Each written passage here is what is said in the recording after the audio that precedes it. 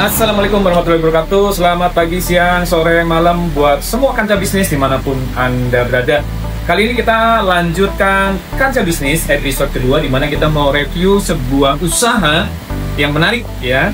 Dan ini mudah-mudahan jadi inspirasi buat teman-teman yang sekarang lagi cari ide usaha, ide bisnis, ide cari cuan, cari penghasilan tambahan. Harus ikuti video ini sampai selesai, karena kita akan belajar sesuatu yang menarik yang hanya dikejarkan dari rumah tapi bisa menghasilkan cuan. Ikuti terus video ini sampai selesai.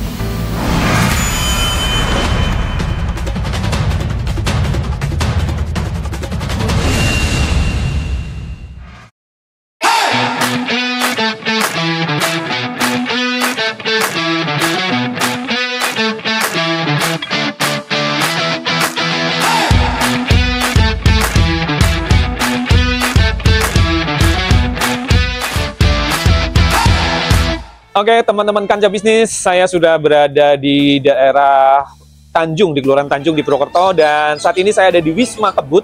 Apa itu Kebut? Keluarga Bebas Utang. Di mana di Wisma Kebut ini ada sebuah usaha rumahan yang nanti mungkin teman-teman yang menyaksikan video ini bisa ambil pelajaran, bisa mendapatkan ide dari usaha apa yang dijalankan di sini. Dan langsung saja kita akan nanya-nanya, akan review usahanya, nanti kita akan lihat-lihat bagaimana prosesnya dan bagaimana bisa menghasilkan cuan tentunya. Saat ini saya sudah bersama dengan sang owner ya, usaha apa yang akan direview kali ini. Langsung saja saya perkenalkan, ini adalah Pak Hadiono, pemilik Wisma Kebut. Assalamualaikum Pak Hadiono. Waalaikumsalam. Sehat? Alhamdulillah. Harus sehat. Harus. Nah, ini kita mau review usaha yang sedang dilakukan di Wisma Kebut nih, yang dikelola oleh Pak Hadiono. Usahanya usaha apa Pak Hadiono? Bibit jamur tiram. Bibit jamur tiram. Nah, ini bibit jamur tiram dengan brand Ono Jamur. Kenapa namanya Ono Jamur, Pak? Ya, karena semua usaha saya depannya Ono. Ono Jamur, Ono Laundry, Ono Express. Oke. Ono kalau dalam bahasa Jawa itu artinya ada. Nah, tetapi ini juga saya pikir ngambil juga dari nama Pak Hadiono ya.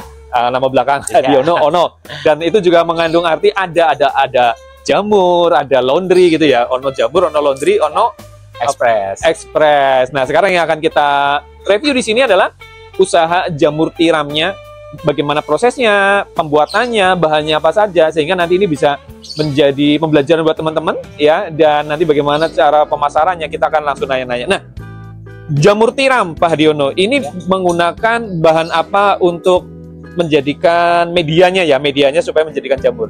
Ya, kalau saya kan di sini bisnisnya adalah bibit jamur tiram. Jadi bukan produksi jamurnya, jadi bibit. Nah, kalau bibit jamur tiram kita pakai medianya jagung. Media rambatnya jagung, terus nanti petani-petani jamurnya, media rambatnya, media tanamnya pakai serbuk gergajian. Jadi dari sini pembibitannya ya, jadi yang disediakan adalah bibit. Nah, nanti yang beli bibitnya itu petani ya. Nah, Pak Hadiono produksinya dengan menggunakan jagung. Nah, nanti petani setelah beli bibit menggunakan serbuk gergaji untuk media tanam sampai dengan nanti tumbuh jamurnya. Sampai nanti panen itu menggunakan serbuk gergaji. Nah, kita lihat sekarang bagaimana pembibitannya berarti ya, proses pembibitannya. Mulai dari mana Pak Hadiono? Ini mulai dari jagung. Ini jagung. Nanti kita masuk ruangan ini. Nah, dari jagung. Nah, ini jagungnya kita rebus, nanti masuk sini. Ini jagungnya kita rebus. Nah, ini direbus dulu. Ini jagung biasa. Jagung biasa. Jagung biasa. Iya. Jagung biasa.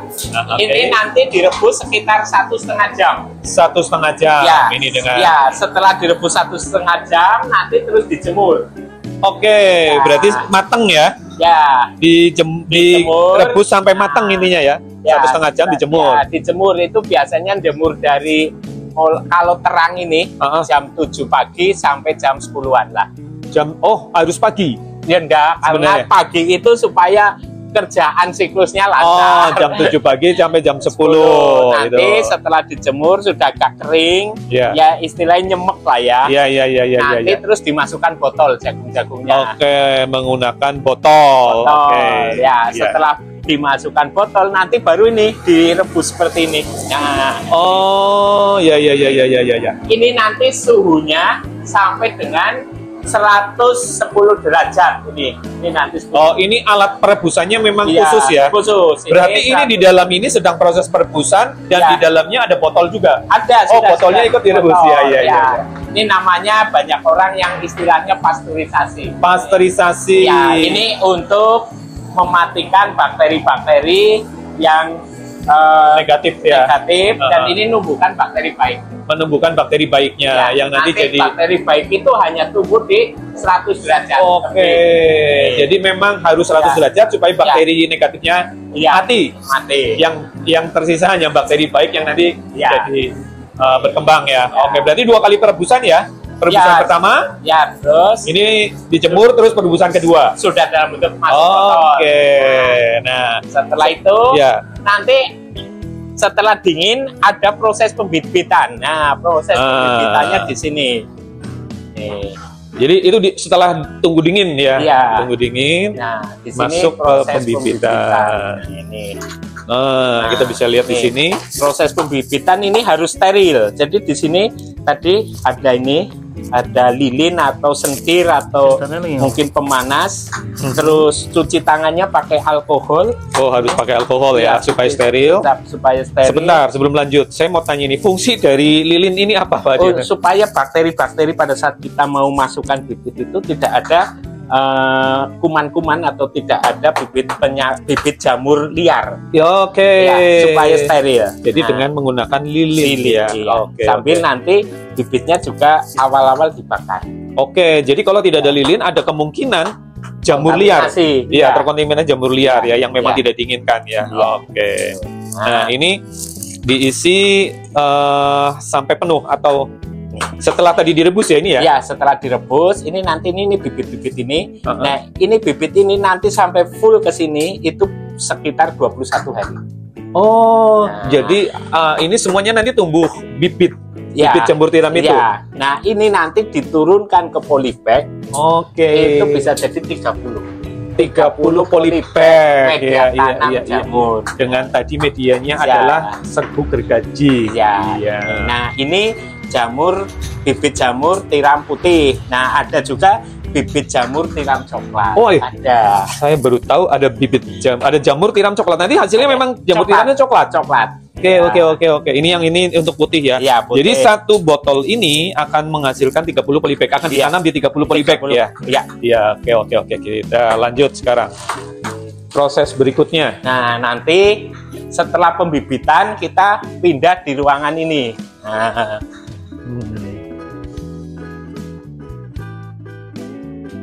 Nah, ini proses apa ini? Ini setelah pembibitan kita untuk nunggu sampai putih. Nah, ini contoh. Ini kan sudah 2 pekan ini. Ini usia 2 pekan. Iya, ini sudah sampai sini nih. Ini putihnya sampai sini. Oh, berarti ini nanti semuanya putih sampai ke bawah. Iya. Ini jadi seperti tempe ya ini seperti jamurnya. Proses peragian kalau tempe. Nah, ini kalau bungkusnya ini berarti ini bibit jamur tiram coklat. Oh, ini buat Anda ya, buat Anda. Tapi kalau bungkusnya pakai koran kayak gini, nah koran, ini baru jamur tiram putih. Berarti baru 4 hari. Oh, 4 hari udah muncul seperti itu. Ini tutupnya koran berarti tiram putih. Tiram putih. Yang membedakan tiram coklat dan tiram putih apakah dari jagungnya atau dari prosesnya? Dari awal, F0-nya. Dari kita ngambil bibit starternya. Dari aktivatornya ya. Aktivator. Tapi kalau media jagungnya sama. Proses sama. Sama persis. Yang membedakan aktivatornya tadi. Dan untuk petani jamur juga prosesnya sama. Cuma nanti beda bibitnya saja. Iya, dan medianya hasilnya sama. yang nanti dibedakan berdasarkan bibitnya ya. Oke, Iya. ini kurang lebih ada berapa tadi? 15 hari berapa? Berapa hari? 2 mingguan. 2 minggu 14 hari. Nanti siap panen biasanya sudah berapa hari? Oh, ini nanti 21 hari kan bisa dipakai nih. Dipakai. Nah, petani itu naruh ini satu polybag. Satu polybag itu bisa diisi 10 jagung. Satu polybag itu diisi 10 jagung. Iya, jadi ini kurang lebih sekitar 300 biji nih kalau dihitung. Oh iya, 300 bijian ya. Karena ini bisa jadi 30-an. Nah, nanti di polybag ini bisa tumbuh itu sekitar 40 hari baru bisa panen. Ya. Dari tanam ya, tanam, 40 hari itu bisa dipanen dan nanti tinggal mau diapakan ya. Nah, untuk proses ini berarti sudah bisa dibeli petani sebenarnya ya? Apa belum? Oh, ada yang mintanya memang petani itu beli yang full, yang separuh, jadi karena dia menyesuaikan dengan produksi. Betul. Jadi ada yang ngambil ke sini petani itu yang masih separuh jalan seperti ini mungkin ya. Okay. Karena nanti ini kan estimasi dia bisa dipakai masih sepekan lagi misalkan. Iya, betul. Ada yang beli siap pakai. Tergantung perputarannya petani ya. Dan ini menanamnya mungkin tidak butuh cara yang sulit ya, hanya dengan ngambil dari jagung-jagung ini.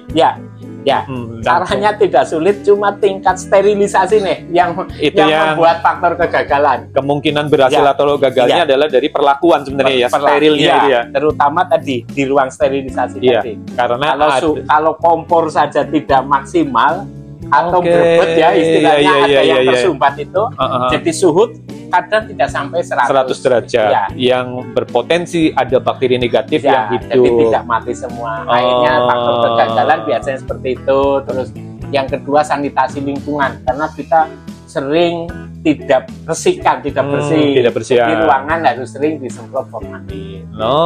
Harus ada formalin di ruangannya. Supaya bakterinya jadi mati juga.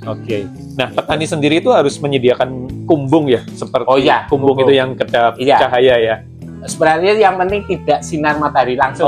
Ada jadi cahaya seperti rumah biasa nggak masalah. Jadi cahaya ruangan ya. Aman cahaya ruangan. Yang penting bukan seperti kita jemur lah. Itu akan mudah tumbuh ya. Dan 40 hari mereka sudah bisa panen ya. Berarti dari satu botol ini 30 polybag. Biasanya satu polybag menghasilkan berapa ini? Tergantung ukuran plastik. Kalau di daerah Purwokerto senengnya di 1730. Itu bisa sekitar 4 on. 1730 sekitar 4 ons per polybag itu bisa 4 kali panen lah. Bisa 4 kali panen. 4 kali panen dalam satu 4 on. Dalam satu tanam ya. Setelah 4 kali panen itu sudah nggak produktif. Sudah selesai. Kita buang, bisa jadi dia tanam pupuk. ulang. Jadi pupuk ya. Dan dia nanti tanam lagi mulai dari bibit lagi. Artinya ini akan terus-terusan satu petani terus repeat order ya. Repeat ordernya yang tinggi. Nah ini. Karena dia hanya 4 kali produksi. Sebenarnya kita petaninya nggak begitu banyak. Cuma repeat ordernya tinggi. Terus. Nah kita memang itu misalkan per setiap pekan saya ngirim sampai Denpasar. Itu permintaan setiap pekan. Yang luar kota kayak gitu biar cepat sampai, efisien, pakainya titip bis. Dikirim melalui bis. Dalam pengiriman aman ya Pak Diono ya? Alhamdulillah selama ini aman. Dan tidak menyebabkan bibit rusak di jalan? Tidak. Ya, cuma memang karena ini botol kaca ya tetap ada risiko pecah. Cuma sepanjang packingnya itu tidak ada gesekan, aman. Jadi terus ini tetap hidup artinya gitu tetap hidup. Walaupun di perjalanan mungkin lewat bis lewat apa, aman. Ini aman tetap hidup ya sampai tujuannya. Ini kalau ini udah kelihatan udah siap-siap jual ya. Sudah. Mungkin ada pesanan petani yang tadi hanya minta 3/4 jamurnya gitu ya. Iya. Dalam satu proses satu hari, apakah Pak Diono sudah bisa menyediakan bibit-bibit seperti ini? Artinya misalkan nih ada petani yang mau pesan gitu ya. Itu misalkan Pak Diono belum ada stok, biasanya butuh berapa lama untuk kalau kita setiap hari kan proses produksi. Jadi ada umur ya. Cuma memang nanti biasanya 4 bulan menjelang Ramadan kenaikan tinggi sekali. 4 bulan menjelang Ramadan karena untuk kebutuhan Ramadan dan Lebaran mungkin ya. Jadi naik. Nah kalau yang kayak gini kita memfungsikan memang ada peralatan yang difungsikan pada saat peak season ini. Betul. Jadi ada nanti produksi tetap kita naikkan. Tingkat produksi dinaikkan. Jadi sebelum Ramadan itu sudah mulai menaikkan produksi karena permintaan petani biasanya tinggi. 4 bulan sebelum Ramadan. Berarti besok sekitar November, sekitar bulan November kita sudah mulai naikkan produksi. Karena permintaan pasar untuk jamur tiram juga naik, maka petani juga harus menyediakan jamur tiram yang lebih besar. Pak Diono sebagai supplier bibitnya pun sama. Jadi dinaikkan semua, betul. Dan sekarang kita juga sudah tahu kan hasil dari jamur tiram untuk bahan makanan tidak hanya snack, tapi juga untuk sayur ya Pak Diono banyak sekali ya. Terus keripik apa segala macam dan itu mungkin kenapa di sesi Ramadan ini sampai Idul Fitri ada kenaikan seperti itu? Iya, iya. Nah, sebenarnya ini kan jamur tiram itu kan rasanya istilahnya tawar. Jadi dia dimasak pakai daging akan seperti ikut daging, dimasak pakai tahu ikut tahu karena tawar. Betul. Sehingga ini banyak, misalkan sekarang mie ayam kan mie ayam jamur. Jamur sama ayamnya nggak kelihatan, nggak bisa dibedakan. Iya. Sebenarnya ada jamurnya di situ ya. Nah ini potensi yang sebenarnya besar yang belum digarap itu sebenarnya keripik jamur. Nah keripik jamur sendiri kan ada 3 jenis. Yang tahan sampai 6 bulan harus pakai spinner ini. Terus ada yang tahan 3 harian. Nah kalau 3 harian ini bisa main kantin-kantin. Nah terus ada yang dimakan kayak mendoan itu. Jadi yang beli langsung dimakan. Nah sebenarnya yang potensi yang bagus ini yang 2 ini. Jadi yang tahan lama ya. Bisa, yang langsung, malah yang langsung. Yang langsung ya. Langsung misalkan kita buka di pinggir jalan, di minimarket depannya itu. Misalkan dadakan diolah gitu ya, segala macam. Nah nanti bisa kita tawaran ke teman-teman yang mau belajar, kita bisa ngajari untuk produksinya. Itu ada peluang bagus. Nah karena ini juga di Wisma Kebut ya, artinya Pak Doni juga memberikan edukasi bagaimana manusia bisa hidup tanpa hutang, dan salah satunya ini bisa jadi solusi ya, usaha-usaha entah nanti penanaman jamur tiramnya atau mengolah hasil panen dari jamur tiram ya, itu bisa menjadi solusi lunas hutang tentunya ya, dan bisnis yang tanpa harus butuh modal besar tentunya Pak Dono. Nah kita akan ulik di situ, kita coba, karena ini kalau proses sudah ya kita seperti itu. Sekarang kita ulik bagaimana si jamur tiram ini bisa menghasilkan uang dan tentunya bisa menjadi solusi keuangan. Kita lanjut lagi.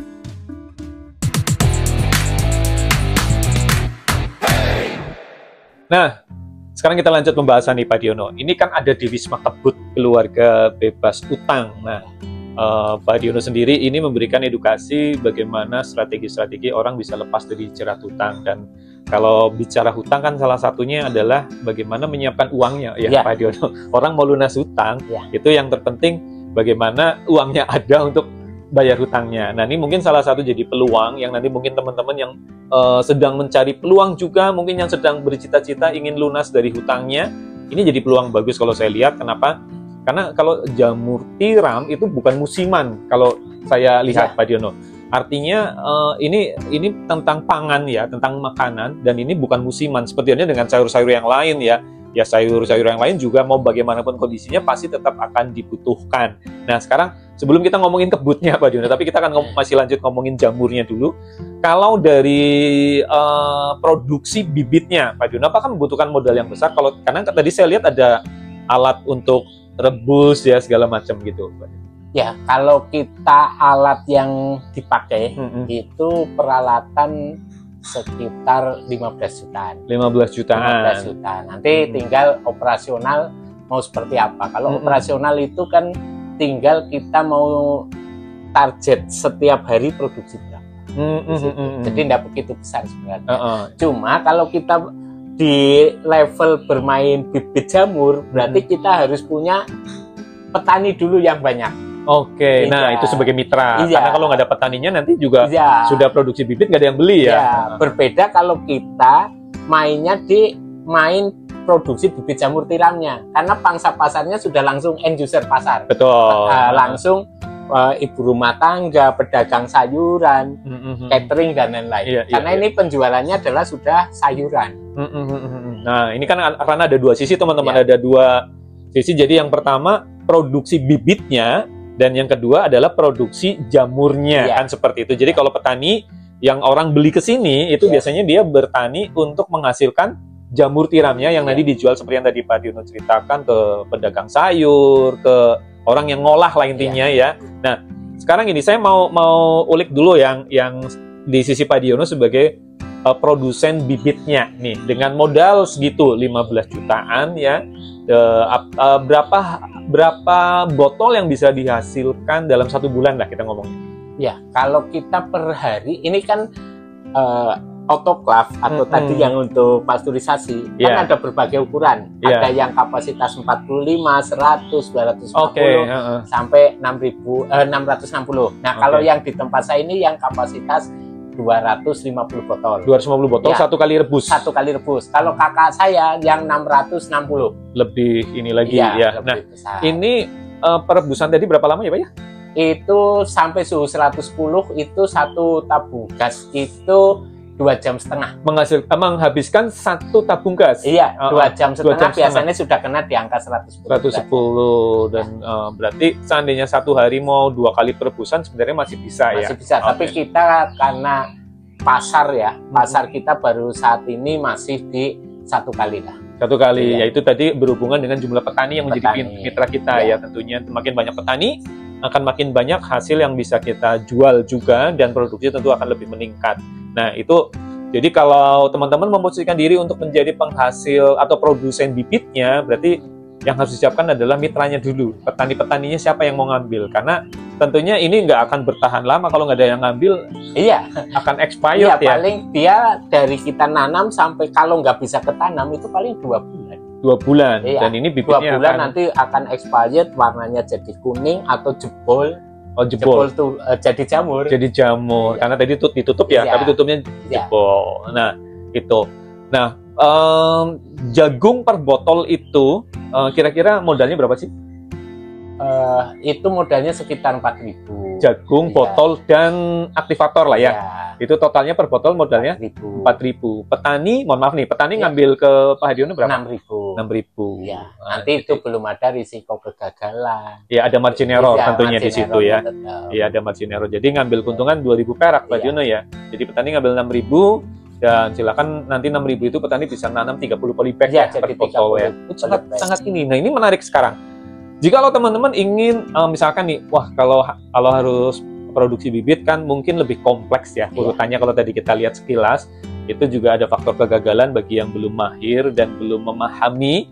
Mungkin teman-teman juga berpikir mungkin yang lebih mudah ini memposisikan diri jadi petaninya, ya kan? Petani jadi ngambil bibit lewat Pak Hadiono, dan bibitnya dijual Pak Hadiono, saya yakin ini bibit yang memang sudah lolos seleksi ya. Iya. Karena tadi saya lihat di depan juga ada yang kualitasnya buruk, langsung aja digagalkan gitu Iya. sama Pak Diono. Dan mungkin kalau saya lihat mungkin masih bisa tumbuh ya Pak Diono yang tadi Masih. Sebenarnya kalau kita jual pun masih, cuma istilahnya kita, mengurangi kualitas. Iya. Heeh. Dan dia sudah masa expirednya mungkin sudah Terlalu dekat. Iya, terlalu Nah, dekat. Jadi kita nggak mau ngambil risiko lah. Iya, jadi menurunkan nilai branding sebenarnya itu. Akhirnya mending dibongkar Iya. ya. Iya. Dibongkar itu nanti untuk ditanam ulang dan itunya dibuang ya Pak Iya. Diono. Ya, nah sekarang petani nih mungkin jadi edukasi buat teman-teman Pak Diono. Pak Diono mungkin bisa jelaskan bagaimana setelah ngambil prosesnya nih. Kalau Iya. mungkin ada teman-teman yang menyimak video ini, dia udah minat, oh ya ini mungkin jadi salah satu usaha pilihan dan ini bisa dilakukan di rumah. Ya setelah proses ngambil bibit di sini Pak Diono, apa yang harus dilakukan?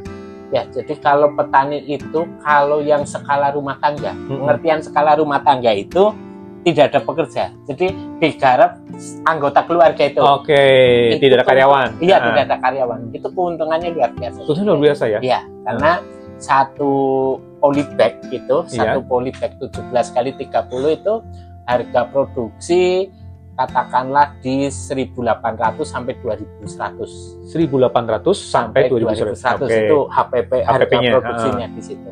Nah, terus nanti kalau jadi jamur kisaran 4 on. Berarti sekarang taruhlah ke petani, ke pedagang itu di kisaran 12.000 per on, per kilonya. per kilonya. Oke, Berarti itu menghasilkan 4 on ya. Kalau Oke. 4 on kan berarti sekitar 4.800 Oke, betul. dari modal yang ya, 2.000-an lah ah. gitu. Iya, keuntungannya lumayan itu. Lumayan, walaupun lumayan. nanti petik pertama itu katakanlah di 40 hari itu balik modalnya. Nah, petik berikutnya istilahnya untuk keuntungannya. 40 hari itu petik Ya, pertama ya. petik Itu pertama. sudah bisa BEP. Sudah. Nah, itu masih ada 3 kali kan? Iya, Masih walaupun ada 3 nanti kali. kuantitinya turun. Berkurang. Iya, Iya, karena sari makanannya berkurang. Dari petik pertama ke petik kedua berapa lama? Sama 40 hari kah? Tergantung cuaca juga, tapi sebenarnya ada kalau ingin cepat itu setelah petik pertama dikerok atau dipotong tipis, terus disuntik pakai air leri. Leri itu air cucian beras yang masih warna putih. Masih putih itu. Itu disuntik saja. Jadi Disuntik. iya, tanpa kimia nih. Itu hanya untuk nutrisinya. Iya, nutrisi Disuntik tambahan air sama beras. nanti ininya apa kayak spora-spora tumbuh, jadi itu biasanya 2 pekan berikutnya sudah bisa tumbuh lagi. Udah petik, udah bisa petik kedua, jarak 2 pekan ya. Oh, lebih cepat ya. Yang pertama 40 hari, ini nggak nyampe 1 bulan sudah bisa panen yang kedua. Dan kedua, ketiga sama jaraknya juga ya? Udah, kadang kedua, ketiga lebih lama, 3, keempat lebih lama. Karena ini berkaitan dengan nutrisinya atau kandungan dan usia lah ya. Iya, usianya. Sudah. Kalau keempat memang itu sudah selesai produksi dan harus mungkin pulang. Sebenarnya masih bisa, cuma panennya mungkin sudah kecil. Nah, kita kan efisiensi waktu segala macam daripada harus mendingan ganti, apalagi modalnya nggak terlalu besar sih. Iya, jadi mending kita tanam ulang lagi, terus kemudian bisa menghasilkan panen yang lebih maksimal lagi. Nah, jadi kalau boleh saya gambarkan, nanti teman-teman misalkan nih kepengen tiap hari panen, berarti tiap hari ada penanaman, betul ya begitu ya? Kalau ada tiap hari ada penanaman, maka Anda bisa panen tiap hari ada petikan gitu ya. Nah, katakanlah dalam 40 hari pertama itu setiap hari tanam, maka nanti panennya bisa tiap hari panen kan begitu. Cuma panennya nanti akan kayak gini, tidak flat. Grafiknya tidak flat. Jadi walaupun sama-sama nanam, kita istilahnya misalkan 100 polybag nih, tidak semua di usia 40 hari panen. Ada yang baru mungkin dari 100 itu cuma 10, yang satu 41 masih hari, nunggu lagi, yang satu 41, 42. Jadi beda kalau kita nanam padi kan satu kotak langsung hajar ya panen. Ini bisa tidak serempak. Serempak. Ya, kembali karena ini juga menggunakan mikroorganisme ya, dan makhluk hidup itu kadang-kadang karakternya juga berbeda-beda. Ada yang moodnya lagi bagus mungkin panennya cepat segala macam. Nah, Pak Diono, untuk bisa teman-teman yang lihat untuk bisa menghasilkan istilahnya penghasilan yang cukuplah dulu untuk kebutuhan hidup lah, dapur ngebul gitu ya. Sebenarnya petani itu disarankan bisa tanam awal ya itu mulai dari berapa dulu Pak Diono? Sebenarnya kalau asal untuk standar rumah tangga itu sekitar 2000 sebenarnya sudah 2000 apa? Polybag. 2000 polybag. Iya, cuma ini standar rumah tangga ya. Jadi kita tidak ada tenaga kerja yang dibayar, apa. Itu sekitar 2000 sebenarnya sudah. Tidak ada biaya operasional tenaga kerja lah ya. 2000 polybag itu sudah bisa menghasilkan untuk hidup lah ya. Iya, sudah. Sudah untuk hidup ya. Misalkan untuk tambahan lah. Untuk tambahan minimal. Jadi istilahnya untuk belanja istri, nambah. Mungkin untuk sayuran, untuk lauknya sudah bisa jadi penghasilan tambahan yang lumayan. Itu berarti kalau kita hitung butuh bibit sekitar dibagi berapa? Berarti cuma 70-an lah. 70-an bibit yang belanjanya cuma ke sini hanya berapa tadi? Satu botol 6.000 ya. Kalau 2.000 kalau kita hitung harga satunya 2.000 harga produksi, berarti di modal di sekitar 4 juta. Tuh, modal 4 juta. Tapi sudah bisa menghidupi. Intinya kan kayak gitu. Artinya ya ini menarik karena peluang yang tidak terlalu membutuhkan modal besar, skillnya juga nggak harus skill khusus ya Pak Diono. Artinya siapa saja bisa dan hanya dikerjakan dari rumah. Nah, nanti kalau sudah mulai kepegang, udah mulai tahu, terus marketnya udah dapat, tinggal bertahap dikembangkan lebih besar lagi. Dan tadi yang jadi poin apa? Jamur tiram tuh nggak musiman. Apalagi tadi kita udah dengar sendiri di sesi-sesi tertentu, khususnya Ramadan, itu sudah ada jelas kenaikan pasar. Sudah pasti. Kenaikan pasar, bahkan dan harga juga naik. Pasti. Supply demand ya, artinya hukum ekonomi, permintaan tinggi, harganya juga naik, produksinya nggak naik ya Pak ya? Biaya produksinya ya. Cuannya yang naik gitu kan? Cuannya yang naik. Ini jadi menarik. Nah, sekarang kita hubungkan dengan Kebut sendiri Pak Diono. Pak Diono sebagai founder mendirikan sebuah apa disebut organisasi atau apa pendidikan atau apa ini Kebut ini sebenarnya Pak Diono? Kebut sebenarnya lebih ke edukasi. Karena orang kan memaknai utang kan macam-macam. Ya. Ada yang memaknai utang langsung mikirnya bunuh diri, cerai, meninggal. Tapi ada yang dia bisa menghadapi, tapi dia tidak punya ilmunya. Jadi ini kita edukasi. Nah, dengan mereka gabung ke kita, paling tidak pemahaman tentang utang sudah utuh dulu, terus utang itu juga kewajiban yang harus disegerakan, diselesaikan, tapi juga hak-hak keluarga juga tertunaikan. Karena sering orang mikir utang melulu, anak istilahnya terlantar, sekolah terlantar, terus nggak pernah piknik, nggak pernah diajak jalan-jalan karena hidupnya sudah sepanjang. Nah, itu stres ya Pak ya? Iya. Jadi buru-buru mikirin anak istri, otaknya, pikirannya habis untuk mikirin utang, nyicil. Bahkan banyak orang yang usahanya makin bangkrut karena modal kepake untuk bayar angsuran ya. Nah di Keput ini Pak Dio memberikan edukasi bagaimana menghadapi utang mulai dari mental mungkin ya, sampai ke strategi ya. Jadi iman dulu, terus mental, terus motivasi, strategi malah terakhir. Nah, cuma orang itu rata-rata belum apa-apa langsung inginnya bicara strategi. Sehingga begitu strateginya sudah istilahnya sudah hafal, tapi iman belum terbentuk nih. Iman belum terbentuk. Kadang kan rizkinya belum lapang ini, masih sempit. Sudah punya ilmunya tapi ini sempit. Nah, mau bayar dari mana? Bayar kan dari uang. Nah, ini juga ini imannya terbentuk. Setelah iman terbentuk nanti mental akan terbentuk. Karena apa? Begitu mental terbentuk, kemelekatan dunia akan semakin menurun nih. Nah, kalau kemelekatan dunia menurun kan jual aset dan lain-lain kan sudah enak. Karena orang ini sering maunya aset utuh, kemampuan gada ini kan jadi stres.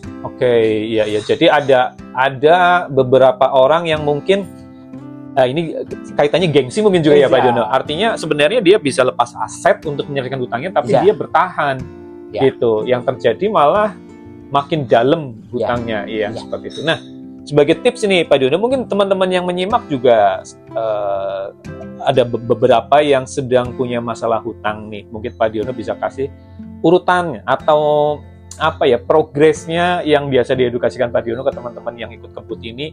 Bagaimana urutannya secara singkat untuk bisa lunas hutang, langkah-langkahnya Pak Diono? Ya, kalau kita itu kalau acara Keput di sini kan 2 hari. 2 hari ya? Hari pertama kita hanya bahas masalah iman dulu. Hari pertama ya? Riba. Jadi banyak sekali efek riba yang tanpa kita sadari sebenarnya kita sudah kena ini. Gitu. Seperti angka perceraian, keluarga tidak harmonis, anak sulit diatur. Padahal itu juga belum tentu macet, masih angsurannya lancar, tapi efeknya dalam ya. Sudah kena. Nah ini dulu. Terus setelah itu kita tobat riba, perbaiki ibadah. Iya.